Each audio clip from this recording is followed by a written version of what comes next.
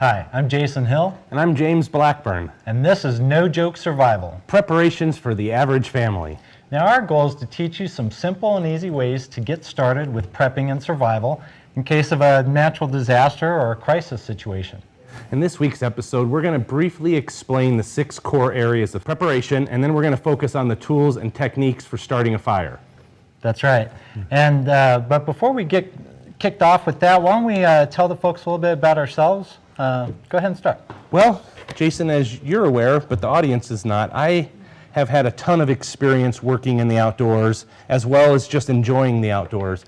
Over the last couple decades that I've been around, I've traveled quite a bit around America and done a lot of mountaineering, a lot of mountain biking, rock climbing. I was going to say spelunking, but really technically it's caving, and I read somewhere that cavers actually rescue spelunkers, so we're going to say caving on this. Okay. And I've done, a lot of the techniques that we're going to show in the 13 episodes of the show will actually be things that I've done in the field over the last few years. And much like yourself, too, I did have a little bit of experience with the Boy Scouts as a kid. That was a great place to start because they teach you so many different things that you can use, not just in the mountains, but in life. That's right. And I've enjoyed it. I've had a good time being out in the mountains. And, as you're aware, I moved here in 1998 to New Mexico, and we have mountains and desert out here, and we get lots of it, yeah. A lot of different climates, too. Yeah, we have 5 climatic zones in the state out of 7. So we get to practice these techniques all the time. Now, Jason, what about you? You have a variety of skills too, right? I do. Hey, Danny. Hey. How's it going? We're doing introductions. Why don't you go ahead and jump in and tell the folks a little bit about yourself? Sure. Well, my name is Danny Lenski, and I guess of the 3 of us, I'm kind of the newest to the group as far as survival, whatnot. I was always raised with the mentality of hope for the best, but prepare for the worst. My family used to move around a lot when I was little, so I was able to experience a few different terrains. My mother, sister, and I survived through a tornado, and I'm sure that's going to be a long story for another day, but I could be here a half hour. We'll dedicate a whole episode to it. Exactly. But it's an awesome story. But as far as the way I was raised, I love camping, I love fishing, I love hiking, I love caving. I heard something about spelunking, not really wanting to call it spelunking. And my dad was born and raised on a farm, and so I spent a lot of time around horses, most especially, but cows, a few chickens here and there, and a couple goats. One in particular, whenever I got 5 feet from him, always good to see you too, off you get. And my mother was my mother was raised on in a military family, and so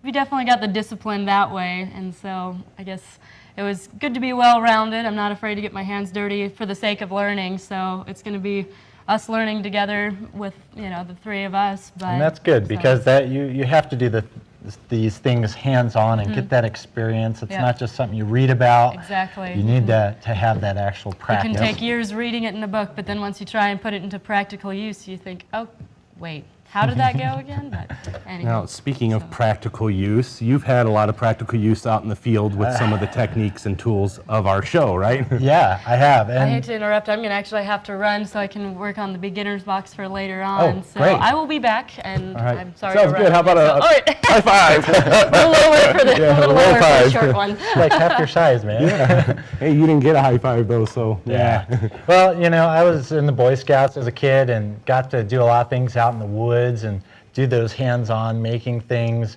building shelters, going on hikes, and a lot of exploring. And as I got older, I went into the military and I served some time there. And then I also do search and rescue. And it all kind of tied in with my love for the outdoors and the passion that I have for it. And so I'm constantly out in the wilderness areas having to navigate, support myself, and use all these skills that I have. But we'll get into more of that later. Let's just tell the folks real quick the 6 core areas that we're going to be discussing in today's episode. Well, the first 2 are water and food. Then we're going to do shelter and security. And then energy and sanitation. So stick with us. When we come back, we're going to go into depth about all these topics and teach you some ways that you can get started. All right, thanks a lot for watching, but tune back. Good stuff coming up. Yeah.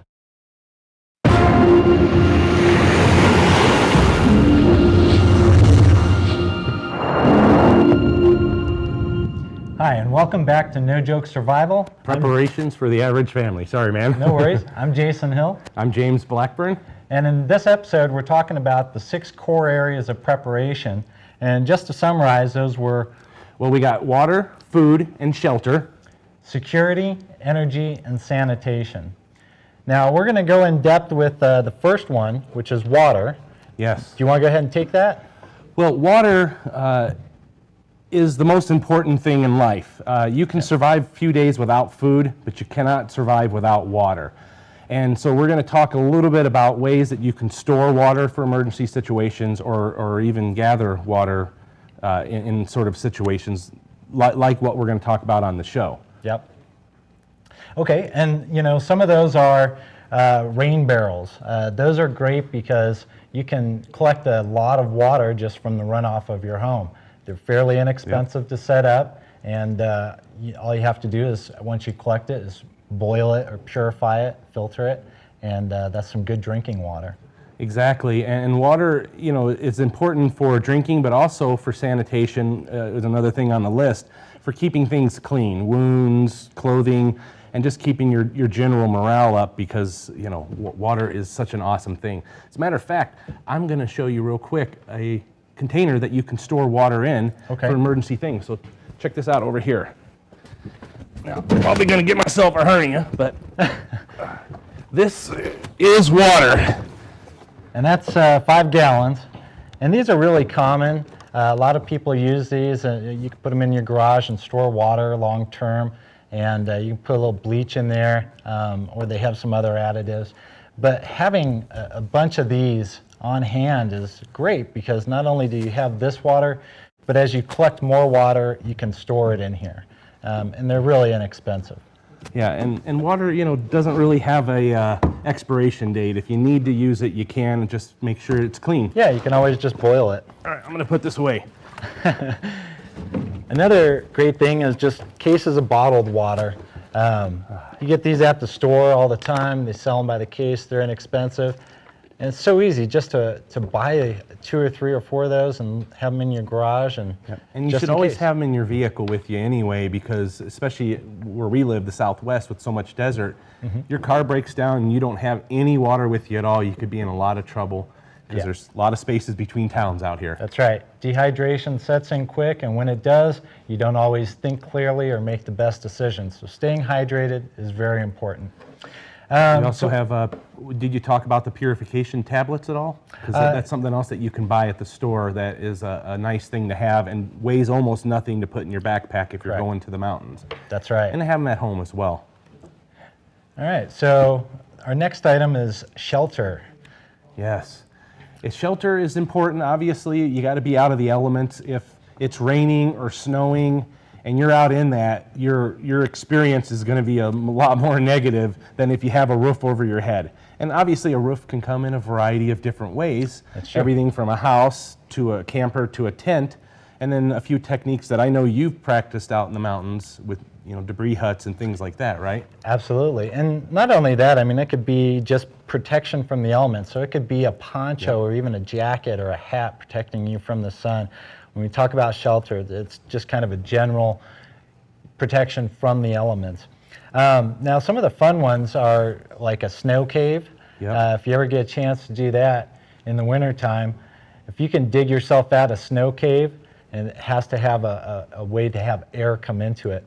But what happens is if it's cold and windy outside, there could be at least a 30-degree difference outside than inside with your body heat radiating. And so it's a good way to keep alive. And one of the things that we touched on in our first segment was, I said I'm a caver, and caves are also a good place for shelter in an emergency situation. Obviously, you want to make sure it's not bears. Minus the bears, and you want to make sure it's the one that's not going to flood while you're in there too. But it's a great way to get out of the wind and the rain. and the elements in general in an emergency situation. That's right. But you know, the whole general concept of shelter is being able to maintain like your temperature, your core temperature, so you either don't get hypothermia or like heat stroke or anything like that from the elements. So you really need to protect yourself so that you can function to stay alive. Exactly, and you know, shelter it's a big thing. Yeah. So we're going to jump on to the next one now, folks, which is energy. Now, obviously, energy comes in a variety of ways as well. He's got more of it than he can That was do the coffee anything this with. morning. Yes, but energy comes in the form of electricity, but obviously you don't always have electricity for that form of energy, but you can have a generator or solar panels and that sort of stuff as well. What are some of the other ones that you know about that you've used? Well, a lot of people have a fireplace in their home, so if you have a nice stockpile of dry wood, not only will it provide heat, but you can also use it for cooking, which will also allow you to purify water, if the case be. And I can tell you, my furnace went out when I lived in Chicago in the winter, and we heated the house for over a week with the fireplace. We slept in front of it, and that saved us that week. So it's worth its weight in gold. Now, there's obviously wind power as well, you know, windmills and stuff like that. Not everybody has access to one of those, but you know, and the world never runs out of wind. So we Same got thing plenty of that. with hydroelectric. If you have the right equipment, you can harness the water from like a stream, if you have a consistent stream, and that will also generate power, which you can store in batteries and use for a later time. Well, even similar to a proof. solar system. Yeah, well, even proof in our pioneer ancestors, they always used the water to power their mills Oh, yeah, to the grain grind mills. stuff. Yeah, so it's a great technique and an obvious thing if you have access to it. That's right. All right, food is also a very important core element Yes. for survival. And food can come in a bunch of different packages. You could either have food that's like dehydrated and has been prepared ahead of time that you add water to, or like canned goods. But it also could be like hunting and going out and finding animals and having to prepare them yourself. So there's a lot of true, different too. types. Well, and when it comes to food, let's say you're in your home and you lose your power. So you have that food in the refrigerator and in the freezer, but isn't there a limited shelf life on that sort of stuff when you do lose power? Absolutely. And what you want to do is, if you do have stuff, you want to use the items in your refrigerator first, because they're going to go bad before the items in the freezer. Right. What, it's a good 3 to 4 hours before that stuff spoils, but that's really about it, right? Yeah, it just depends. And if you open the refrigerator, close it as quick as possible to maintain that Yeah. temperature. Same thing with the freezer. And so you'll run through those items and then try to use all your canned and dry goods last, since they're going to last the longest. So you use all your perishables first. Yep, and didn't you have some emergency rations and food, stuff like that, that the military would use or even take with you hiking on a normal hike? Don't you have anything like that? Absolutely. Rations are great. And hey, here's Hey, guys, Danny. what are we talking about? We're talking about 6 core areas of preparation. Nice. And we we were just, still on food. yep. Oh, well, food is awesome. Yeah. I eat like I have a hollow leg, so, well, I have our beginner's box. I'd hate to kind of jump on it. We can finish up our 6 core, and then we can get into our beginner's box. Yeah, we'll just mention security is really important, because you want to be able to protect the assets that you have in your home. And so if you have stuff and there's a crisis, typically other people are going to try to find that because they weren't prepared. So Right. the basics of security is being able to take care of yourself and your family. And I guess I heard someone mention sanitation. Sanitation, so- yes. We are all very sanitized. we love to be clean. It's obviously important because water, you know, if you need it to drink, you need to drink it first. But if you can stay clean while you're out in an emergency situation, it's also very important. Yeah, the basic concept there is to avoid disease and things that typically spread once services go down. Having an awful smell doesn't exactly improve morale either. Just saying. So. So you brought the Darn. beginners. I did. Need almost a theme song for this.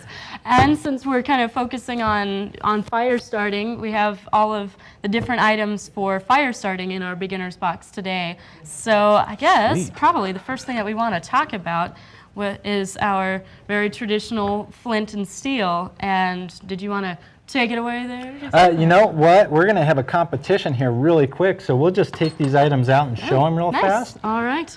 So we have also, I guess our next one would be waterproof fire starters, fire matches, obviously. You can have a number of different containers. This one here is in a little Ziploc bag. There's also a container, a waterproof container that they can be in as well. These have the starter on the side. And then pop that out there. What's another one in here? Ooh, this one, magnesium.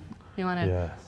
I'm going to give this one to you. Explain magnesium. This is Jason's magnesium, but this stuff is great. You shave it off, it starts a fire really quick. He put holes in it to get more Yeah, I saw shavings that of in it. here. What I did is I drilled through it because it made the shavings just a whole lot easier. Well, that sure saves time. If you're at home, you can just drill a little bit and then just Yeah. sprinkle it on there if you don't want to pull out your favorite knife. This is probably one of my absolute favorites, is a cotton ball with a little bit of Vaseline, and that way the Vaseline can catch the fire, and you don't need to soak this, right? You just need to put a little No, bit you on just there, take right? some Vaseline, you just kind of rub it in, and that Vaseline catches really quick with just a spark, and it burns for a long time. Nice. Yeah, Well, and we'll show that. And this one also is so cost efficient. You can buy a giant bag of cotton balls and a thing of Vaseline, and this costs maybe a penny.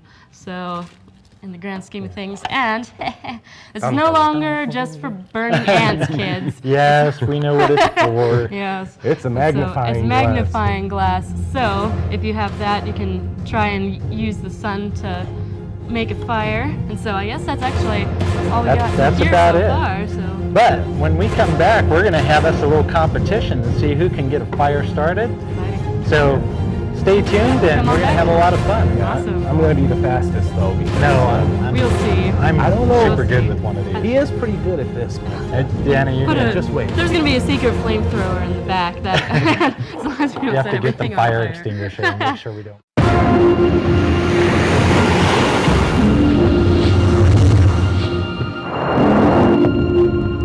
Hi, and welcome back to No Joke Survival. Preparations for the average family. I'm Jason Hill, I'm James Blackburn. And I'm Danny Lenski. and on this segment, we're going to have us a fun little competition using the flint and steel, and just have fun showing you how to get a fire going. We will see. I don't know. I'm putting my money on that guy. Yes. James is Don't pretty disappoint good, me. I'm the fastest fire starter in the world. You have no competition here. right? We should probably think safety though first, which is always important. And you know, not saying that we've lit stuff on fire before, but Just I'm saying. sure glad Danny has the Just- fire just extinguisher saying. handy. Yeah. And James, you Yes. may want to do something Yes, with that. I think I'm going to tie back this here mop because we don't want any incidents here. Should be getting your face up in there. Yes. So there you go. Safety first. Now, before we actually get the contest kicked off, we went out into the field and did a little demonstration of starting a fire, and we'd like to show you that video right now. So check this out. So here we are out in the field, and we're going to be constructing a basic fire using flint and steel. Now, some things that you want to consider are being safe. And so we have a shovel, we dug a little hole in the dirt, cleared around it, and we also have water. So that when we're done, we're going to show you how to properly put out the fire to where it's completely extinguished. And so the first thing that you want to do when considering a fire and keeping it safe is your location. So what you'll want to do is you'll want to try and find a level ground, and if there's any kind of debris, which there will be, you'll need to clear it out, kind of make sure that you have no kind of grass, nothing dead around, or anything that could catch on fire. So to get started, we need to collect our fuel. And in order for the fire to actually catch, it's got to have different stages. You need some small kindling, some medium size, and then some larger sticks, and you build them up as you go. And so if you guys want to start collecting up some materials, I'll start building a little bird's nest to catch our spark. Yeah, I see a lot of really good stuff really close by. All right, get going.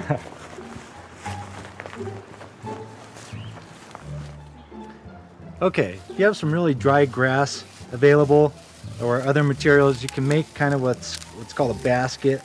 And I like to do that just because it tends to give you a little area to work with, especially for catching the spark of your flint and steel.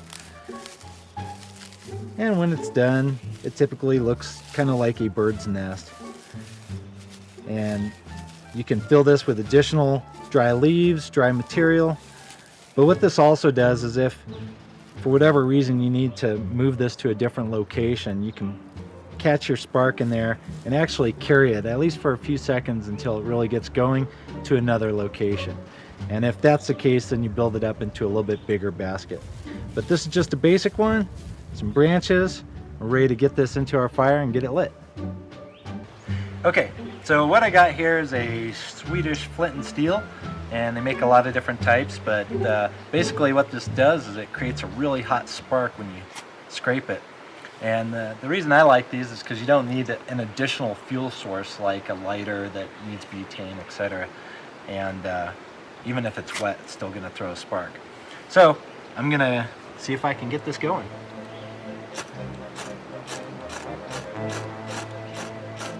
Sometimes it takes a couple tries, Okay, but there it goes. The man is a master. go ahead. And so from here, you'll want to always just keep trying to feed your fire before it goes out.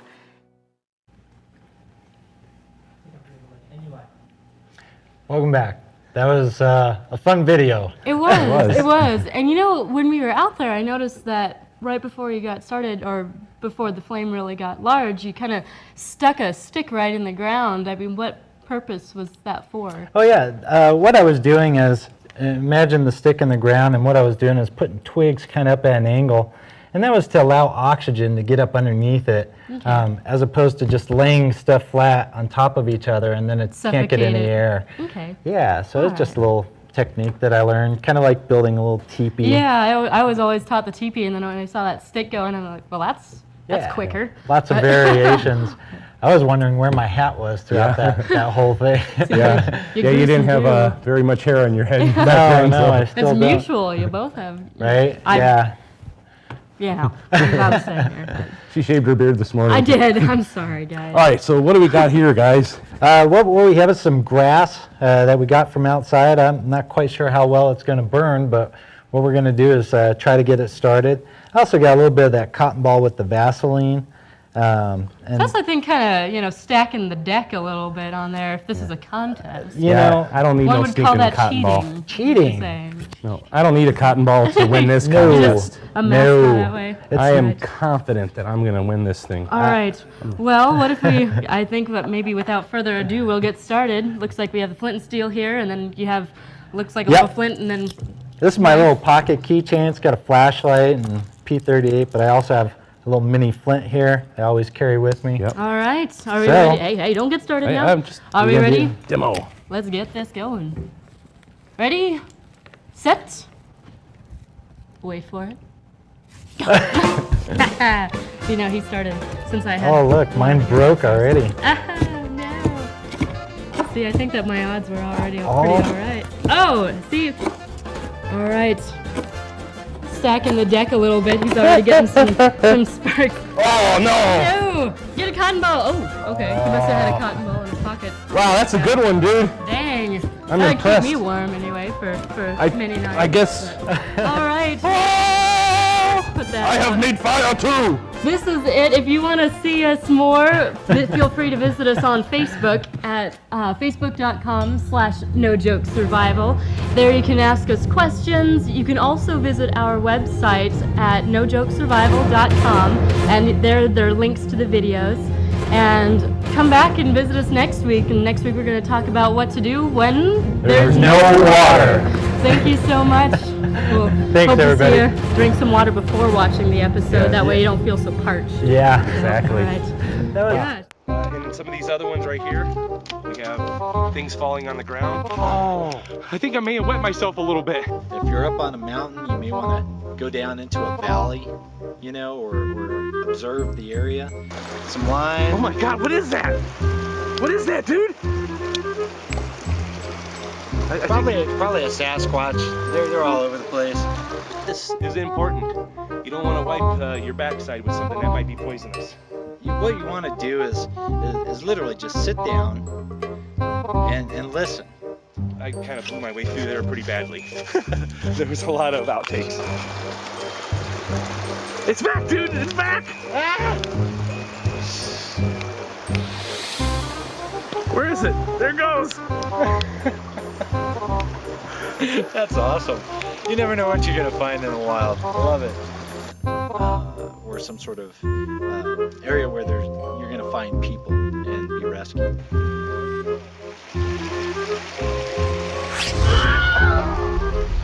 Oh man, that hurts!